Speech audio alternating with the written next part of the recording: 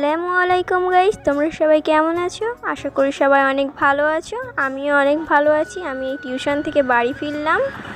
হঠাৎ করে আমার আম্মু খানিক জিনিস দিয়ে বললো এক জায়গায় যেতে, তো আমি সেই জিনিসগুলো তাড়াতাড়ি গুছিয়ে এক জায়গায় যেতে লাগলাম। আসলে গাইস আমি মাঠে যাচ্ছি। দেখো গাইস আমি কত কাদার উপর দিয়ে যাচ্ছি। মাঠে আমি আমার আব্বুর জন্য ভাত নিয়ে যাচ্ছি। ভাত আর দেখো আমি মাঠে চলে এসেছি। কত সুন্দর মাঠটা, তাই আমরা চলে এসেছি। এবারে আমার আব্বুর কাছে যেতে হবে। মাঠ মানেই কাদা, সেই কাদার উপর দিয়ে আমাকে আবারই যেতে হচ্ছে।